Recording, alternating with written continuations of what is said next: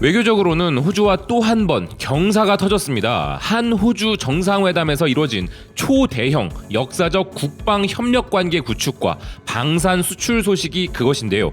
허나 시선을 우리 내부로 돌려보면 팬데믹으로 조금 우울한 소식도 많이 있죠. 이럴 때일수록 우리 기분 전환을 위해 더욱 필요한 것은 바로 웃음이 아닐까 하는데요. 일본이 큰 웃음 안겨주고 있길래 여러분들도 한번 웃겨드리고 싶어 전하는 소식입니다. 일본의 IT 미디어 뉴스는 일본 와세다 대학의 전자정부 자치단체 연구소가 지난 12월 10일 제16회 세계 디지털 정부 랭킹 2021을 발표했다는 소식을 전하고 있는데요. 이 소식이 왜 재미있냐고 하면 그 1위가 덴마크, 2위는 싱가포르, 3위가 영국, 4위가 미국, 5위가 캐나다, 6위가 에스토니아, 7위가 뉴질랜드. 근데 뭔가 이상하다 싶으시죠? 세계 유수의 기관에서 세계 최고라 인정하는 한국의 디지털 정부가 아직 나오지 않는 것이 말입니다. 이제 나옵니다. 한국은 8위라고 하는데요. 일본 명문대학의 순위 발표에 영광스러워 몸둘 바를 모르겠습니다. 그럼 이게 웃음 포인트냐? 아닙니다. 웃음 포인트는 바로 한국의 뒤를 잇는 9위가 다름 아닌 일본이라는 것인데요. 여기서 더 큰 웃음 포인트는 일본 네티즌들의 반응이었습니다. 한국과 동등하다는 거야? 한국에 살았을 때 주민번호로 관리되고 있어 편했다. 휴대폰비나 가스비, 수도세 등이 주민번호와 연결되어 있으니까 절차도 간단하고 보안성도 높았다. 아직 일본과 한국의 차이는 크다고 생각하는데 수년간 관청에 있었지만 디지털화의 지연은 힘들었다. 결제 서류의 디지털화도 거의 진행되지 않았다. 팬데믹 터지고 나서는 컴퓨터 보유조차 적어서 재택근무를 할 수 있는 상태도 아니었고 간부들은 거의 재택근무에 소극적이었다. 아마 지금도 크게 변하지 않았을 것이다. 일본 정부의 디지털화는 미신이라고 생각한다. 정말로 이 순위가 맞다면 모든 정부의 디지털화가 상당히 늦어지고 있다는 말이네. 일본이 이런 순위라는 것은 믿기 어렵다. 관공서는 아직 디지털화되지 않았고 사람 대 사람 문화가 남아있으며 보안이나 운용 면에서도 어색한 부분이 많다.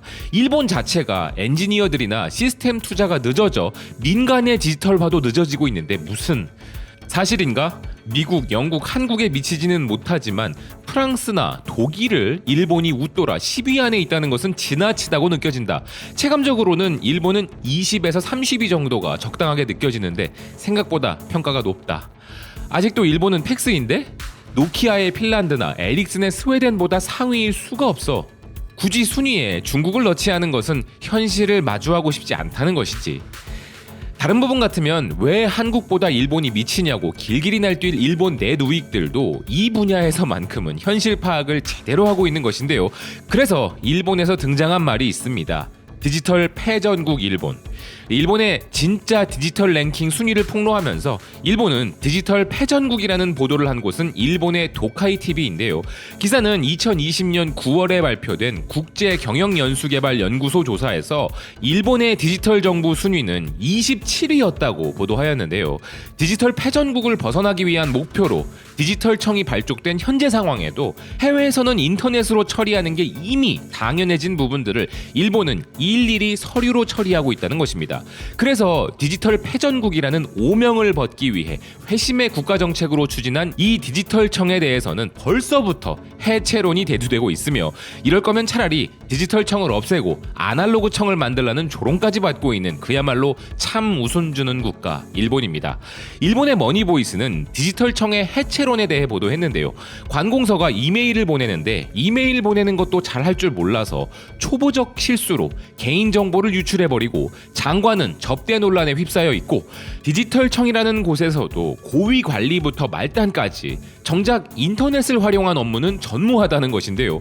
기사는 국가나 지방행정기관의 IT화나 디지털 전환 추진을 목적으로 설립된 디지털청이 언론 보도기관에 메일을 일제히 보낼 때 송신처의 이메일 주소를 참조란에 기재하는 어처구니없는 실수를 하여 이메일 주소 400건을 외부로 유출시킨 것이 판명되었다는 것인데요. 마키시마 카렌 디지털상이 덴마크와 양해각서를 체결했다는 보도자료를 전송할 때도 이 보도 매체 기자들 약 400명분의 주소가 그대로 노출되어 버렸으며 이런 실수에 대해 재발 방지 노력을 하겠다고 디지털청이 공식 사과를 했다는 것입니다. 기사는 기사는 이메일 주소를 감추는 것은 할아버지 할머니들의 컴퓨터 교실에서조차 맨 첫날 배우는 기본 중의 기본인데 이런 초보적 실수를 저지른 디지털청이라면서 이에 대해 일본 네티즌들은 한숨밖에 안 나온다. 이 뉴스를 보는 내가 더 부끄럽다. 디지털청에게 이메일 전송은 아직 높은 허들이다. 그냥 우편이나 팩스로 해라. USB도 모르는 보안 담당 장관, 참조와 숨은 참조도 모르는 디지털청, 그냥 그 근처에 사는 대학생을 채용하는 것이 더 낫겠지. 기본적인 것도 모르는 사람들의 초보적 실수, 신뢰성 격감이다. 우울하다. 이렇게 개인정보가 새어나가다니 참 좋은 샘플이다. 이건 기본도 아무것도 없는 조직이다. 디지털청은 보안 연수는 왜 하며 도대체 뭘 어떻게 가르치고 있는 것일까? 이건 너무 초보적이라 언급되지도 않는 것인가? 재발 방지를 위해 팩스를 이용하게 되었다고 조만간 말할 것 같다. 분노를 넘어 웃음밖에 안 나온다 라는 등의 조롱 섞인 격한 반응을 보였는데요. 기사는 이어 이런 디지털청에 대해 해체론이 일찍 분출되고 있다면서 지금까지 디지털청과 관련해 보도된 것은 모두 이러한 해프닝들 뿐이라며 맹비난하였습니다. IT 기업으로부터 초호화 접대를 받은 것이 발각된 초대 장관은 하청 기업에 갑질을 일삼은 음성 대화까지 유출되어 퇴임하고 후임 장관으로 44세의 젊은 이미지로 새로 취임한 마키시마 카렌이지만 이자 역시도 호화 접대를 받은 것이 판명되었고 디지털청의 사무 분야 최고위직인 디지털 감에 기용된 이시쿠라 요코는 일본인 여성 처음으로 미국 하버드대 대학원에서 경영학 박사를 취득했다는 학력과 인류 기업들의 사회이사를 맡아왔다는 빛나는 경력을 자랑해 기대의 목소리도 컸지만 취임하자마자 자신의 웹사이트에 유료 이미지를 무단으로 사용한 것이 발각되어 사과하는 일까지 벌어졌다는 것인데요. 여기에 더해 기사가 더 큰 문제로 삼고 있는 것은 과거에도 이미 전해드린 바 있었던 일본 정부의 클라우드 서버에 대한 소식입니다. 일본 정부의 모든 데이터를 관리하는 클라우드 서버를 미국 아마존과 구글이 관리한다는 것이었죠.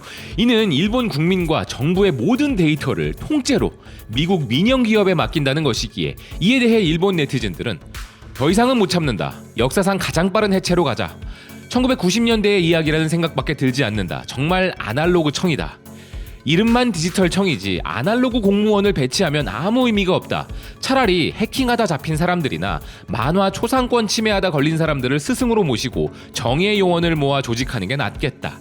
이런 수준의 디지털청에게 국가의 중요한 정보와 국민들의 개인정보 관리를 맡긴다는 거야?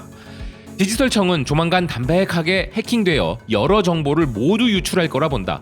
디지털 일본의 미래는 상상도 하지 마라 라는 등의 의견을 보이고 있는데요. 일본에게는 참으로 비극스러운 일입니다만 와세다 대학이 인정한 세계에서 무려 9번째 순위에 엄청난 디지털 경쟁력을 가진 디지털 강국 일본이 이 정도라면 순위 8위에 랭크된 우리는 이걸 국가 모욕죄로 소송이라도 해야 할 상황이 아닌가 합니다. 그 어떤 반응보다 이런 아날로그청, 아니 디지털청을 구태여 만들어 운영 중인 일본이라는 나라가 참으로 재미있었습니다. 디지털이라는 게 얼마나 어렵게 느껴지면 정부 부처를 만들어 대응하고 있는 걸까요? 요즘 마음껏 웃을 상황이 아닌 어려운 나날들이 이어지고 있는데 난데없이 일본이 디지털 정부에서 한국과 박빙이라는 발표가 등장하고 그 순위에 대해 다름 아닌 일본인들이 그건 억지라며 대신 비난해주는 이 상황. 그나마 한 줄기 큰 웃음을 일본에게 제공받은 것 같아 조그마한 빚을 진 것 같은 기분이 드는 순간입니다. 앞으로도 웃음이 필요한 순간엔 일본을 바라보도록 해야 할 것 같습니다. 시청해주셔서 고맙습니다. 또 뵙겠습니다.